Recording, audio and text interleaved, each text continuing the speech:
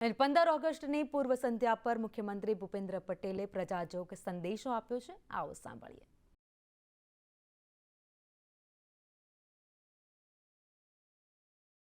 ગુજરાતના મારા વહાલા સૌ નાગરિક ભાઈઓ બહેનો, સ્વતંત્રતાના 79મા પર્વની આપ સૌને ખૂબ ખૂબ શુભેચ્છાઓ. આઝાદીના 7.5 દાયકાથી વધુ સમય પૂર્ણ કરીને આપણે સ્વતંત્રતાની શતાબ્દી તરફ આગે કદમ ભરી રહ્યા છીએ. આજે આપણો દેશ વિશ્વની મહાસત્તાઓમાં સ્થાન પામવા સક્ષમ બન્યો છે. વૈશ્વિક વિકાસની હરણફાળ ભરી રહ્યો છે. તેના પાયામાં પોતાના લોહી પરસેવાથી આઝાદીનું વટવૃક્ષ સિંચનાર ક્રાંતિવીરો, સ્વતંત્ર સેનાનીઓ અને રાષ્ટ્રપુરુષોના ત્યાગ, તપસ્યા અને બલિદાન પડેલા છે. ભારત માતાને વિદેશી શાસનમાંથી મુક્તિ અપાવવા વર્ષોના વર્ષો સંઘર્ષ કરીને બ્રિટિશરોની લાઠી ગોળી ખાનારા એ સૌ પુણ્યાત્માઓને આજે નતમસ્તક વંદન કરવાનો પણ અવસર છે. રાષ્ટ્રહિત પ્રથમનો ભાવ હૈયે હોય અને સ્વનું નહીં પણ સમસ્તનું ભલું કરવાની પ્રતિબદ્ધતા હોય તો અસરકારક પરિણામો મેળવી શકાય છે. ભારતે વડાપ્રધાન શ્રી નરેન્દ્રભાઈ મોદીની લીડરશિપમાં ઓપરેશન સિંદૂરની સફળતાથી દુનિયાને એ બતાવ્યું છે.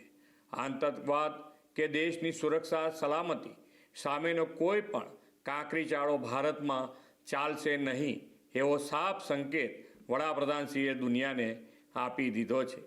આદરણીય શ્રી નરેન્દ્રભાઈની પ્રેરણાથી દેશભરમાં તિરંગા યાત્રા દ્વારા રાષ્ટ્રપ્રેમનો અનેરો માહોલ ઉજાગર થયો છે. ગુજરાતમાં આપણે ગામે ગામ અને નગરો શહેરોમાં હર ઘર તિરંગા અભિયાનથી જનજનમાં રાષ્ટ્રહિત પ્રબળ બનાવ્યું છે.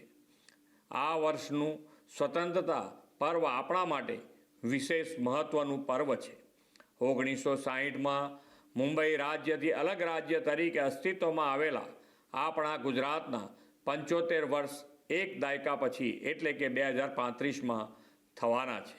વડાપ્રધાન શ્રી નરેન્દ્રભાઈ મોદીએ ગુજરાતમાં વિકાસની જે ભવ્ય ઇમારત રચી છે તેને ગુજરાત એટ 75માં વૈશ્વિક વિકાસની નવી ઊંચાઈએ પહોંચાડવાનો આપણો સંકલ્પ છે. ભારતની આઝાદીના 100 વર્ષ 2047માં પૂરા થાય અને દેશ સ્વતંત્રતાની શતાબ્દી ઉજવે તે પહેલાં ગુજરાતને તો આ એક મોટો અવસર મળવાનો છે. વડાપ્રધાન શ્રી નરેન્દ્રભાઈ મોદીના દિશા દર્શનમાં સૌના કલ્યાણ, સૌના વિકાસ અને સૌની સુખ સમૃદ્ધિની નેમ રાખી છે. આપણે વિકાસના લાભ છેવાડાના અંત્યોદય ગરીબ માનવી સુધી 100% પહોંચે તે સેચ્યુરેશન એપ્રોચથી સુનિશ્ચિત કર્યું છે. સાથોસાથ આહાર, આરોગ્ય, અભ્યાસ અને આર્થિક આધાર પણ સૌને મળે તેવી અનેક જન કલ્યાણ યોજનાઓના નિર્ણયો કર્યા છે. એટલું જ નહીં, રાજ્યની ઉજ્જવળ આવતીકાલ માટે દીકરીઓના અને વિજ્ઞાન પ્રવાહના શિક્ષણને પ્રોત્સાહન આપવા નમો લક્ષ્મી અને નમો સરસ્વતી વિજ્ઞાન સાધના યોજના શરૂ કરી છે. સ્વાસ્થ્ય અને સક્ષમ ભવિષ્યના નિર્માણ માટે આંગણવાડીઓના લઈને પ્રાથમિક શાળાના ભૂલકાઓને મુખ્યમંત્રી પૌષ્ટિક આહાર યોજનાથી પોષક આહાર પૂરો પાડીએ છીએ. કૃષિ અને ગ્રામીણ અર્થતંત્રથી લઈને વેપાર ઉદ્યોગ ક્ષેત્રે અને સેવા ક્ષેત્ર દરેક ક્ષેત્રમાં સૌને ઉડીને આંખે વળગે તેવો વિકાસ ગુજરાતે કર્યો છે. આદરણીય વડાપ્રધાનશ્રીએ આપેલા રિફોર્મ, પરફોર્મ અને ટ્રાન્સફોર્મ ગુજરાતમાં ભલીભ્રાંતિ ચરિતાર્થ કર્યું છે. પોલિસી ડ્રીવન સ્ટેટ અને પ્રોએક્ટિવ ગવર્નન્સથી ગુજરાતની ઇમેજને સમય અનુરૂપ પોલિસી રિફોર્મ્સ તથા સમય અનુકૂળ પોલિસી ફ્રેમવર્કથી વધુ ઉજળી બનાવી છે. વિકસિત ભારત 2047ના વડાપ્રધાનશ્રીના સંકલ્પને સાકાર કરવા આપણે વિકસિત ગુજરાત 2047નો રોડ મેપ તૈયાર કર્યો છે. આ માટે શાસન વ્યવસ્થાને પણ સજ્જ કરવા ગુજરાત એડમિનિસ્ટ્રેટિવ રિફોર્મ કમિશન અને વિકસિત ગુજરાતના આ રોડ મેપના અમલના મોનિટરિંગ માટે ગુજરાત રાજ્ય ઇન્સ્ટિટ્યુશન ફોર ટ્રાન્સફોર્મેશન ગ્રીટની રચના કરી છે. આ બધા જ આયામો ખેડૂત, ગરીબ, વંચિત, છેવાડાના અને સામાન્યમાં સામાન્ય માનવી, યુવા, નારી શક્તિને અર્નિંગ વેલ, લિવિંગ વેલથી સર્વગ્રાહી વિકાસ માટે આદર્યા છે. આપણો તો શાસન મંત્ર જ સૌનો સાથ, સૌનો વિકાસ, સૌનો વિશ્વાસ અને સૌના પ્રયાસનો છે. સૌને માથે પાકી આવાસ છત માટે વડાપ્રધાનશ્રીએ પ્રધાનમંત્રી આવાસ યોજના આપી છે. ગુજરાતમાં શહેરી વિસ્તારમાં 9 લાખ અને ગ્રામીણ ક્ષેત્રમાં 2,20,000 જેટલા આવાસો PMAYમાં બનાવીને જરૂરિયાતમંદ લોકોને પાકા આવાસ આપ્યા છે. 76 લાખ અંત્યોદય પરિવારના કુલ 3,26,00,000 લોકોને પ્રધાનમંત્રી ગરીબ કલ્યાણ અન્ન યોજનાનો લાભ આપીએ છીએ. આદરણીય વડાપ્રધાનશ્રીએ દેશના દરેક નાગરિકના આરોગ્ય સુખાકારીની ચિંતા કરી છે. યોગ અને પ્રાકૃતિક ખેતીને પ્રાધાન્ય આપીને કોઈને બીમારી ન જ આવે તેવી તેમનો ધ્યેય છે. પરંતુ આમ છતાં પણ જો કોઈ પરિવારમાં બીમારી આવે, ગંભીર રોગ થાય તો PMJY આયુષ્યમાન કાર્ડથી સરકાર તેમની સારવાર માટે પડખે ઊભી છે. ગુજરાતમાં 2,90,00,000 આયુષ્યમાન કાર્ડ આપવામાં આવ્યા છે અને લાખો પરિવારો કેશલેસ સારવારનો લાભ મેળવે છે. TB મુક્ત અને મેદસ્વીતા મુક્ત ગુજરાત માટે પણ સઘન જનજાગૃતિ ઝુંબેશ ઉપાડી છે. આદિજાતિ બાંધવ હોય કે શ્રમિક પરિવારો, તેમની પણ શિક્ષણ, રહેઠાણ અને આરોગ્યની ચિંતા આ સરકારે કરી છે. સાથોસાથ અન્નદાતા ખેડૂતોના હિતોને પણ અગ્રતા આપીને ટેકાના ભાવે ખરીદી હોય કે સિંચાઈમાં પાણી, વીજળી આપવાના હોય, સરકાર હંમેશા પ્રોએક્ટિવ રહી છે.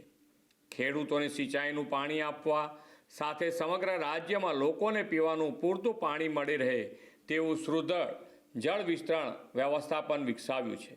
રાજ્યના શહેરોને સ્માર્ટ અને સસ્ટેનેબલ બનાવવા આ વર્ષને શહેરી વિકાસ વર્ષ તરીકે ઉજવી રહ્યા છીએ. આવનાર સમયમાં રાજ્યના શહેરો રાષ્ટ્રીય અને આંતરરાષ્ટ્રીય ગેમ્સની યજમાની કરવાના છે. આ તૈયારીના ભાગરૂપે આપણા મહાનગરોમાં ઉચ્ચ કક્ષાનું સ્પોર્ટ્સ ઇન્ફ્રાસ્ટ્રક્ચર વિકસાવી રહ્યા છે. ગુજરાતે વેપાર ઉદ્યોગ ક્ષેત્રે વિશ્વ નકશે ચમકાવવા આદરણીય વડાપ્રધાનશ્રીએ વાઇબ્રન્ટ સમિટની પરંપરા શરૂ કરાવી છે. હવે આપણા નગરો, ગામો પણ ઔદ્યોગિક વિકાસના ભાગીદાર બને તે માટે રિજિયોનલ વાઇબ્રન્ટ સમિટની એક નવી પહેલ આવનાર મહિનાઓમાં શરૂ કરવાના છીએ.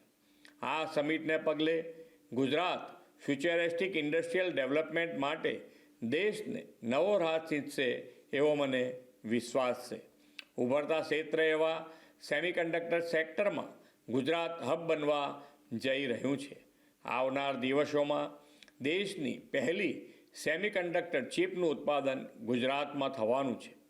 ફ્યુચર રેડી અને આવનાર ભવિષ્યને અનુરૂપ ઉદ્યોગ માટે ગુજરાત ગ્લોબલ ડેસ્ટિનેશન બન્યું છે.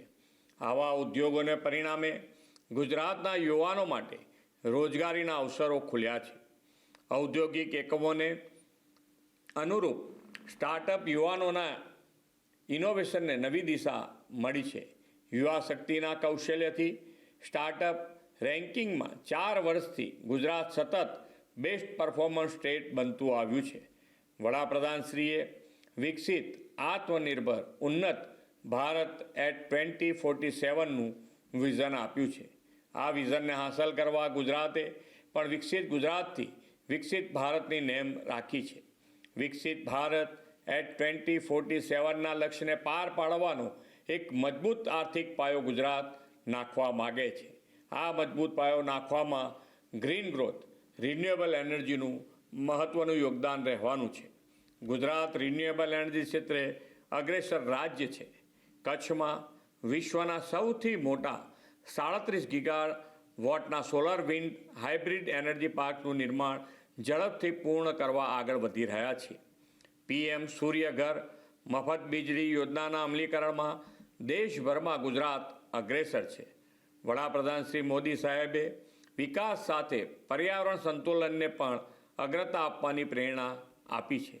આપણી રોજિંદી જીવનશૈલીને પર્યાવરણ અનુકૂળ બનાવવા મિશન લાઈફનો વિચાર તેમણે આપ્યો છે. ધરતી માતાને હરિયાળી બનાવવા અને ક્લાઇમેટ ચેન્જના પડકાર સામે રક્ષણ મેળવવા એક પેડ માં કે નામ. વરસાદી પાણીને જમીનમાં ઉતારી ભૂગર્ભ જળ સંચય માટે કેચ ધ રેન અને અમૃત સરોવર નિર્માણ. માનવ જીવન અને જમીન બેયના સ્વાસ્થ્ય માટે પ્રાકૃતિક ખેતી. આત્મનિર્ભરતા સાથે સ્વદેશી ઉત્પાદનોને પ્રોત્સાહન અને તેના વ્યાપક ઉપયોગ માટે વોકલ ફોર લોકલ. સ્વચ્છતા સાથે રાષ્ટ્રપ્રેમ ઉજાગર કરતું હર ઘર તિરંગા હર ઘર સ્વચ્છતા અભિયાન. આવા રાષ્ટ્રહિત સંકલ્પોથી વિકસિત ભારત 2047ના નિર્માણની વડાપ્રધાનશ્રીએ હાકલ કરી છે. 79માં સ્વાતંત્ર્ય પર્વ આપણે સંકલ્પ લઈએ કે વિકસિત ભારત 2047 માટે વિકસિત ગુજરાતના નિર્માણમાં તન મન અને ધનથી સમર્પિત રહીશું. ફરી એકવાર આપ સૌને સ્વતંત્રતા દિવસની ખૂબ ખૂબ શુભેચ્છાઓ. ભારત માતા કી જય. વંદે માતરમ. જય જય ગરવી ગુજરાત.